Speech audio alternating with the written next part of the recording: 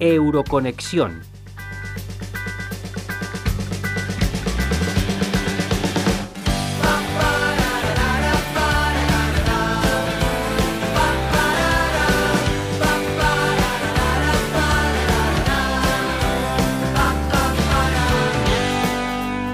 En mayo de 2021, aproximadamente 8.000 migrantes, según datos del Ministerio del Interior español, entraron de forma irregular en España a través de la frontera de Ceuta. Cruzaron a nado los espigones ceutíes de Tarajal y Benzú. De ellos, 1.500 eran menores de edad. Una cifra récord que obligó a España a movilizar a parte del ejército y de las fuerzas y cuerpos de seguridad del Estado para tratar de controlar esta crisis migratoria. La facilidad con la que los migrantes entraron en Ceuta se debía a la laxitud de los controles de la policía marroquí. Esto, aparentemente, fue una suerte de castigo que el gobierno de Marruecos impuso a España por la aceptación de forma clandestina en un hospital de Logroño del líder del Frente Polisario y presidente de la República Árabe Saharaui Democrática, Brahim Ghali, de 71 años y gravemente enfermo de COVID-19. Brahim Ghali fue uno de los fundadores del Frente Polisario, organización política con una rama militar que desde la década de 1970 lucha contra Marruecos para conseguir la independencia del Sáhara Occidental. La Unión Europea, desde el primer momento, prestó su apoyo a España desde sus instituciones. Europa expresa su solidaridad con Ceuta y España. Necesitamos soluciones europeas comunes para gestionar la migración. Podemos conseguirlo si alcanzamos un acuerdo sobre el nuevo Pacto sobre Migración. Con estas palabras, la presidenta de la Comisión Europea, Ursula von der Leyen, daba su apoyo a España desde su cuenta de Twitter. En el mismo medio se pronunciaba el presidente del Parlamento Europeo, David Sassoli. Salvar vidas en el mar debe ser una prioridad para la UE. Las fronteras griegas, españolas e italianas son fronteras europeas. Necesitamos una política europea común en materia de migración y compromisos compartidos con los países vecinos para gestionar juntos la migración. Con la frase Spanish Borders are European Borders, las fronteras españolas son fronteras europeas, el Parlamento Europeo aprobó una resolución que condenaba la utilización de la inmigración como forma de presión política. Por su parte, Marruecos acusó a España de instrumentalizar a la Unión Europea y a sus organismos en una crisis diplomática que, según Rabat, solo concernía a dos estados.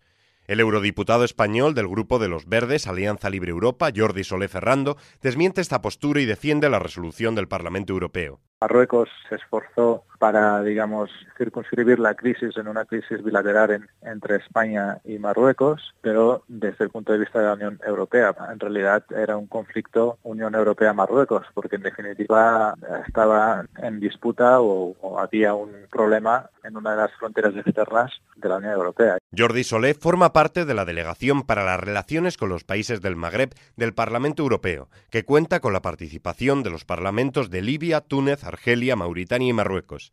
El eurodiputado español explica las labores que realiza este organismo. Las delegaciones parlamentarias en el Parlamento Europeo, que hay varias y cubren muchos países y regiones del mundo, la principal función es establecer contacto entre diputados, en este caso del Parlamento Europeo, y diputados de los países o regiones en concreto. En este caso, pues la delegación del Magreb, ¿no? Incluye a diputados aparte del Parlamento Europeo, de Marruecos, de Argelia y de Túnez. El principal objetivo es establecer estas vías de diálogo, estas vías de contacto y debatir cuestiones relacionadas con la relación que se establece entre la Unión Europea y estos terceros países para avanzar en cuestiones mutuas, intereses mutuos, ya sean cuestiones en el ámbito socioeconómico, en el ámbito político, en el ámbito de derechos humanos, ¿no?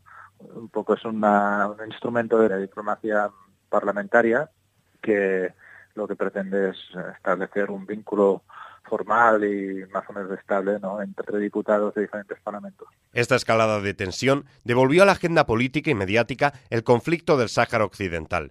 Para comprenderlo mejor hace falta algo de contexto. Desde finales del siglo XIX, España comenzó un proceso de colonización del Sáhara Occidental, un territorio colindante con Marruecos, Mauritania y Argelia. La zona, pese a ser en casi todo el territorio desértica, cuenta con grandes reservas de fosfatos y copiosos bancos de pesca. En la segunda mitad del siglo XX, con el inicio de la descolonización de África, surgieron distintos movimientos que exigían la salida española del Sáhara. Por un lado, los recién creados estados de Marruecos y de Mauritania, que buscaban una anexión del territorio. Por otro lado, en 1968 se creó el Movimiento Nacional de Liberación Saharaui, que en 1973 se convirtió en el Frente Polisario. Este movimiento movimiento exigía la independencia de España y rechazaba las políticas expansionistas marroquíes. Al comienzo de la década de 1970, la ONU instó a España a celebrar un referéndum de autodeterminación que, tras ciertas reticencias, se emplazó para 1975. Las presiones de la guerrilla polisaria y del gobierno marroquí dificultaron la realización del plebiscito. En noviembre de 1975, aprovechando la crisis diplomática, el Reino de Marruecos, gobernado por el monarca Hassan II, organizó una marcha aparentemente pacífica respaldada por el ejército marroquí, que había de expulsar a los españoles de la zona. Tras esta invasión, conocida como la Marcha Verde, Marruecos firmó con España y Mauritania los Acuerdos de Madrid, por los que España abandonaba este territorio que fue repartido entre los dos países africanos. Desde ese momento, el Frente Polisario entró en guerra con Marruecos y Mauritania para conseguir la independencia del Sáhara Occidental. La guerra terminó en 1991 con la aplicación de la Resolución 690 del Consejo de Seguridad de las Naciones Unidas. La ONU creó una misión para preparar el referéndum de autodeterminación del Sáhara Occidental. 30 años después, este plebiscito no se ha dado por culpa, en gran parte, de la falta de apoyo e iniciativa internacional. El eurodiputado español Jordi Soler reconoce que la Unión Europea debería luchar por la consecución de este referéndum, pero la falta de unanimidad y las estrechas relaciones con Marruecos lo han hecho imposible. La Unión Europea oficialmente lo que dice es que hay que respetar, implementar las resoluciones de Naciones Unidas en relación con el proceso de descolonización del Sáhara, por lo tanto que se deben pactar, ¿no?, los términos de un referéndum de autodeterminación. Esto es lo que dice la Unión Europea y esto es lo que dice la gran mayoría de la comunidad internacional, pero más allá de esta adhesión, digamos, a los principios establecidos por Naciones Unidas, no hay una actividad política intensa para ser una parte en la resolución de la disputa. Probablemente porque dentro de los Estados miembros de la Unión Europea también hay diferentes formas de ver y de pensar en relación con este conflicto. Como bien sabéis, en cuestiones de política exterior, la Unión Europea debe adoptar posiciones de forma unánime y esto muchas veces complica que la Unión Europea llegue, ¿no?, precisamente a una posición clara y compartida. Yo creo que eso también es lo que pasa en relación con el conflicto del Sáhara Occidental y hace que la Unión Europea tenga un perfil más bien bajo en relación con este conflicto. Por otro lado, la entrada de migrantes ha supuesto que el Gobierno de España haya optado por la polémica vía de las devoluciones en caliente. La profesora del área de Derecho Constitucional de la Universidad Miguel Hernández, Cristina Ortega, explica las características de esta práctica del derecho migratorio. Las devoluciones en caliente son expulsiones colectivas a migrantes, a extranjeros que llegan a España por vías irregulares.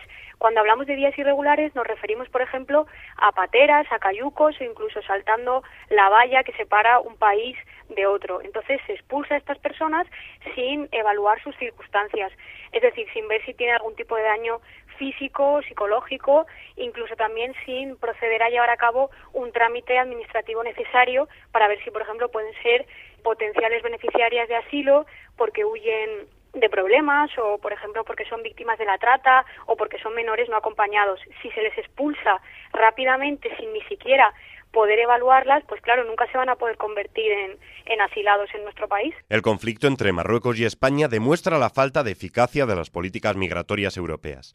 El uso de personas migrantes como armas arrojadizas para desestabilizar o presionar a otros estados, así como la devolución de estos migrantes sin estudiar cada caso, muestra las flaquezas de la Unión Europea. Estas crisis podrían surgir en un futuro con incluso mayor intensidad. Si no existe un plan europeo unitario basado en valores de la UE, tales como el respeto a la dignidad humana, repercutiría en la vida de miles de personas y, sobre todo, en la misma reputación de la Unión Europea.